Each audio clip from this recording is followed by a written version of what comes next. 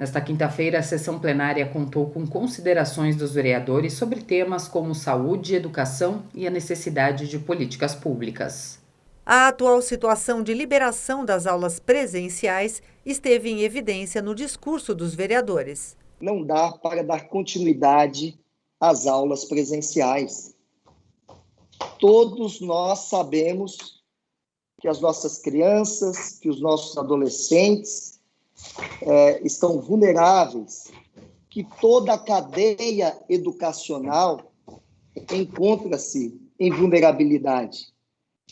Ou o secretário suspende as aulas presenciais, fecha as escolas municipais, ou, alternativamente, esses profissionais precisam entrar no rol das prioridades para receberem a vacina e o imunizante. É uma polêmica em relação a fechar ou não as escolas.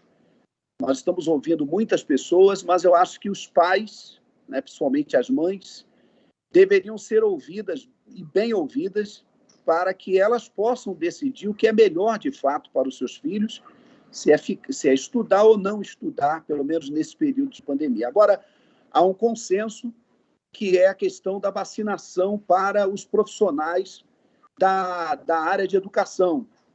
Eu acho que nós vamos ter um grande avanço se eles forem incluídos entre os primeiros a serem vacinados, para que eles possam trabalhar também com um pouco mais de segurança, um pouco mais de tranquilidade dentro daquilo que eles precisam. Algumas ações do Executivo com relação à remoção de famílias na região da Luz chamaram a atenção do líder do PT sobre uma real dificuldade para esta população mais vulnerável nessa época de pandemia. Fiz um apelo daquilo que considero o mínimo razoável em meio à conjuntura de gravíssima crise sanitária que vivemos, que a estas centenas de famílias seja garantido um processo de remoção digno e seguro, que neste quadro poderia se traduzir num adiamento da remoção até que se arrefeça a fase mais dramática da pandemia. A vereadora Elaine, do Quilombo Periférico, defendeu a implementação de ações que vêm sendo sugeridas pelo Instituto Marielle Franco, adaptadas para a realidade do município de São Paulo. Projetos que carregam políticas públicas e propostas que podem e devem ser implementadas aqui na cidade de São Paulo.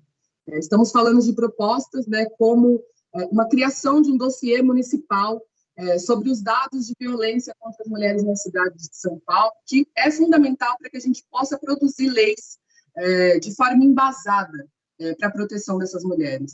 Como a criação, na verdade, no caso de São Paulo, a ampliação de casas de parto. A vereadora do Partido Novo, Cris Monteiro, destacou a importância do cuidado a pessoas que têm doenças raras. Existem cerca de 5 a 8 mil doenças raras no mundo. E um total aproximadamente de 13 milhões de brasileiros que enfrentam a realidade desse diagnóstico tão difícil, associado a medicamentos de altíssimo custo. Primeiro, registrar com muita alegria o andamento das discussões no Conselho Municipal de Saúde para a implantação dos temas determinados na Lei Municipal dos Raros. E depois eu destaco também o andamento do processo de construção da Casa dos Raros em São Paulo, que é uma iniciativa da Casa Hunter, uma organização sem fins lucrativos dedicada aos cuidados dos pacientes com essas doenças. Questões relacionadas ao agravamento da pandemia de Covid-19 em São Paulo foram destaque entre os temas discutidos na reunião desta quinta-feira da Comissão de Saúde. Foi aprovado o requerimento do presidente da comissão, vereador Felipe Beccari, do PSD, pedindo esclarecimentos à Secretaria Municipal de Saúde sobre a quantidade de leitos disponíveis na rede pública e privada em São Paulo e também sobre as condições atuais dos hospitais de campanha. Somos representantes do povo aqui de 12 milhões, mais de 12 milhões de habitantes, e todo mundo está com medo, todo mundo está apavorado, principalmente as cegas, com relação a quais são os números exatos, as condições exatas da saúde aqui na cidade de São Paulo. Então, acredito que seja realmente importante a gente estar fazendo esses requerimentos, votando e colocando esses números e essas questões sempre à tona. A vereadora Luana Alves, do PSOL, demonstrou preocupação com a situação das escolas municipais em meio à pandemia. A gente está com as escolas abertas, a gente está com as unidades municipais também abertas, e já são diversos casos de alunos, de professoras e professores, de familiares de estudantes que estão com a Covid-19, que estão com sintomas. Então, tem escolas, presidente, que tem caso que tem mais de 3 professores com infecção de Covid. A vereadora lembrou o risco das escolas se manterem abertas neste momento de agravamento da pandemia e convidou os secretários municipais de Assistência e Desenvolvimento Social e também de Educação a darem esclarecimentos sobre os procedimentos adotados nas escolas para evitar a contaminação. Então, o que a gente está pedindo para a senhora Berenice, né, e para o senhor Padula, é que a gente quer entender, essa comissão quer entender como é que está sendo o procedimento, porque me parece, conversando com uma série de educadoras, profissionais de assistência espalhados pela cidade, é que nesse momento não está tendo uma padronização. Existe, por exemplo, DRE que está pedindo para a escola fechar no momento que tem um positivo de Covid para manter a segurança. Tem escola que, no caso de um positivo, manda tocar e, pelo contrário, fala para o professor não revelar que está com Covid.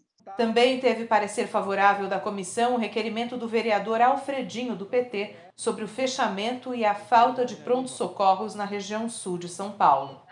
Já fechou o do Grajaú, que é aqui do lado, o hospital, o pronto-socorro lá foi desativado.